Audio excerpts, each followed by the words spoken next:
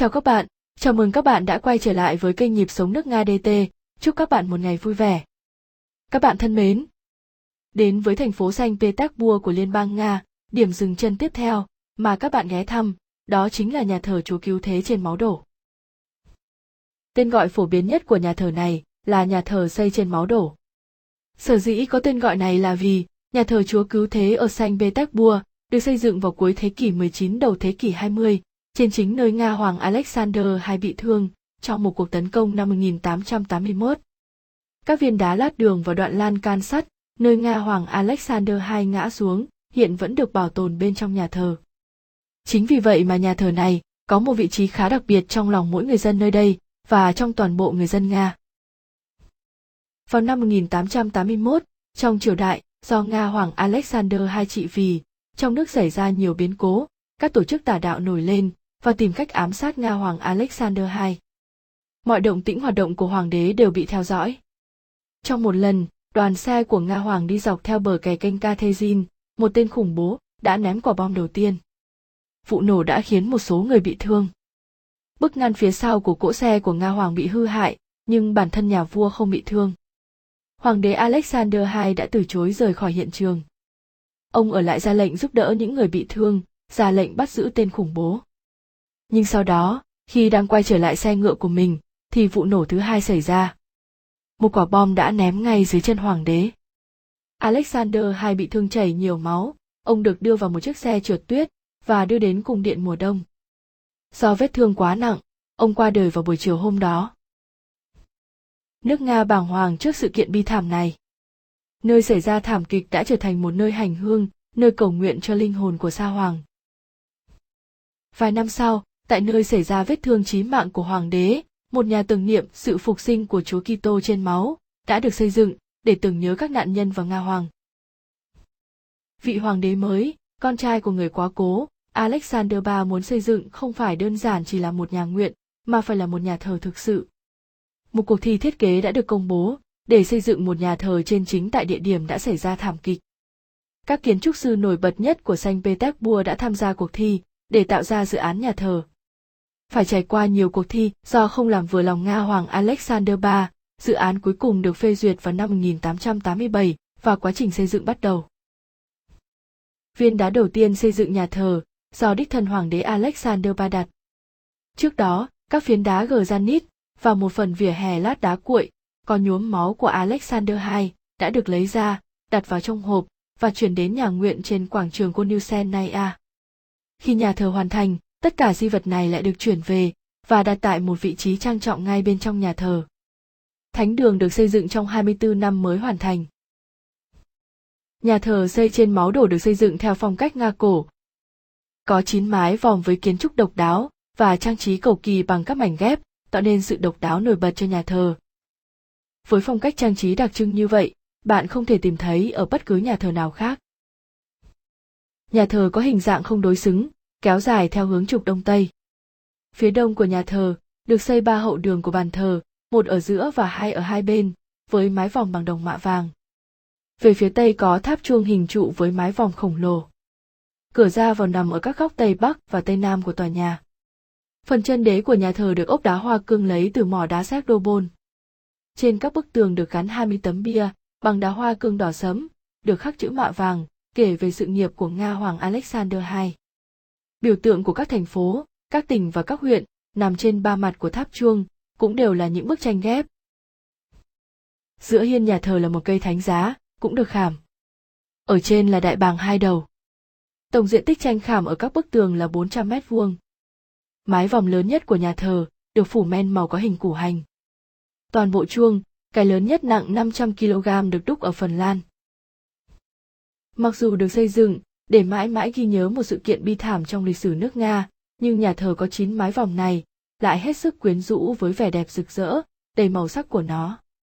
Các nhà nghiên cứu đã nêu giả thiết rằng có sự tương đồng giữa các nhà thờ Đấng Cứu Thế phục sinh trên máu đổ ở Saint Petersburg và nhà thờ Thánh Basin ở Moscow. Nội thất của nhà thờ. Không gian bên trong của nhà thờ không rộng lớn như các nhà thờ khác, nhưng lại gây chú ý và cảm hứng cho du khách bởi sự bài trí của nó. Nội thất nhà thờ bao gồm tập hợp các bức tranh khảm của Nga thời bấy giờ, Chúng bao phủ hoàn toàn các bức tường, cột tháp, khung vòm và mái vòm. Trong nhà thờ du khách có thể ngắm bộ sưu tập phong phú các loại đá quý, men trang sức, ngói màu được chế tác bởi những nghệ nhân tài hoa.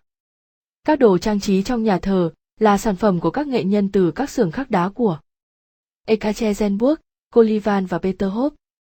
Trong số các loại tranh khảm, có nhiều tác phẩm được chế tác từ nguyên tác của các họa sĩ như Vanessov, Nekrasov, Ziautkina, Kharlamov v.v. Bộ sưu tập tranh khảm của nhà thờ cũng được coi là lớn nhất ở châu Âu. Khi trang trí nội thất trong nhà thờ, các nghệ nhân đã sử dụng đá trang trí và đá bán quý để ốp bàn thờ, các bức tường và sàn của tòa nhà. Đặc biệt quan trọng, ngay sau bàn thờ chính là nơi đã từng xảy ra vụ ám sát Nga Hoàng Alexander II. Các bảo vật từ khi Nga Hoàng bị thương và tử nạn được bảo tồn nguyên vẹn tại đây, đó là một ít đá sỏi, nắp cống bằng găng v.v. Nhà thờ Chúa Cứu Thế trên máu đổ, được dựng trên chính địa điểm xảy ra vụ ám sát Hoàng đế Alexander II, được thánh hiến long trọng vào ngày 19 tháng 8 năm 1907 theo nghi thức cũ.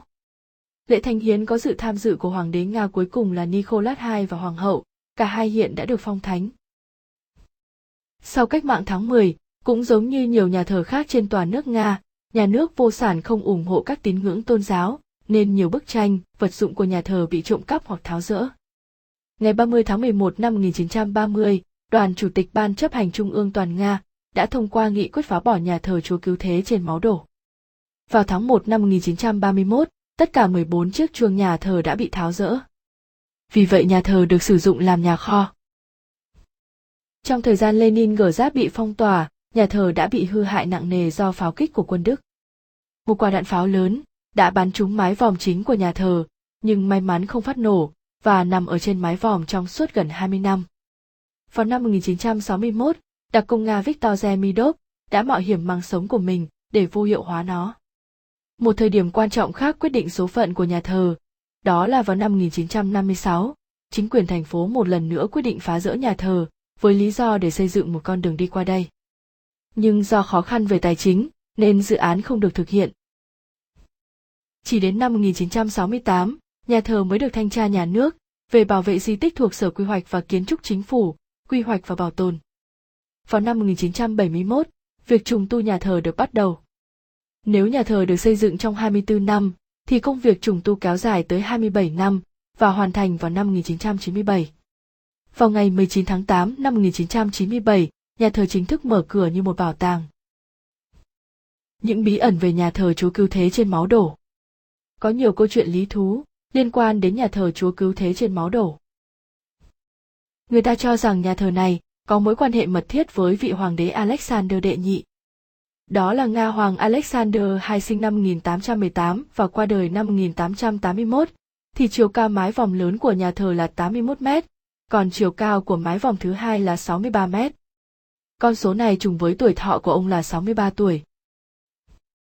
Có người nói, bức tranh thánh được treo ở bên trong nhà thờ chính là nhân chứng chứng kiến sự kiện lịch sử, đánh dấu trong bước ngoặt của đất nước Nga. Nó chính là sự kiện mà chế độ quan chủ ở Nga bị lật đổ và thắng lợi của cuộc cách mạng tháng 10 Nga.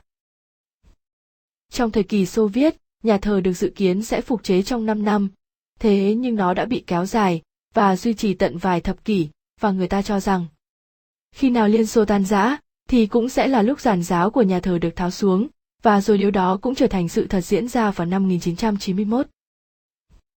Suốt thời gian dài, xung quanh nhà thờ có một rừng cây. Trong dân gian người ta nói rằng rừng vẫn còn tồn tại ở đó, chừng nào chính quyền Xô Viết vẫn còn tồn tại. Có thể đây chỉ là ngẫu nhiên, nhưng quả thực rừng đã bị chặt bỏ, ngay trước khi xảy ra chính biến tháng 8 năm 1991 tại Moscow. Đến nay, nhà thờ này vẫn còn mang trong mình rất nhiều những câu chuyện bí ẩn vẫn chưa được giải mã, và các nhà khảo cổ học vẫn đang tiếp tục nghiên cứu và tìm hiểu về nó. Lưu ý khi đến tham quan nhà thờ. Với kiến trúc độc đáo, những bức tranh như những nhân chứng lịch sử, đầy tính thuyết phục, như tái hiện lại những nhân vật và sự kiện quan trọng trong lịch sử của quốc gia này. Nơi đây thu hút rất nhiều du khách ghé thăm hàng ngày. Bạn có thể đến với nhà thờ vào bất cứ mùa nào trong năm, tuy nhiên bạn nên đến đây vào những tháng mùa hè, bởi vào mùa hè, khí hậu dễ chịu với nhiệt độ trung bình khoảng 25 độ C, rất lý tưởng cho du khách tham quan và du lịch. Chính vì thế mà, thời điểm du lịch tuyệt vời nhất của thành phố, cũng như của nhà thờ Chúa Cứu Thế trên Máu Đổ, sẽ rơi vào khoảng từ đầu tháng 5 đến hết tháng 8. Quan trọng nhất là trang phục. Mục đích chính của chuyến đi chính là khám phá nhà thờ Chúa Cứu Thế trên Máu Đổ. Vậy nên bạn hãy mang theo và mặc những bộ trang phục kín đáo thanh lịch và không quá hở hang khi đến thăm địa điểm này. Bên cạnh đó bạn hãy căn cứ vào thời tiết để mang theo những bộ đồ hợp lý cho bản thân. Các bạn thân mến, chúng tôi xin khép lại video tại đây. Cảm ơn các bạn đã theo dõi video. Xin hãy ấn like, ấn chuông, ấn đăng ký để xem được các video mới nhất. Xin trân trọng cảm ơn.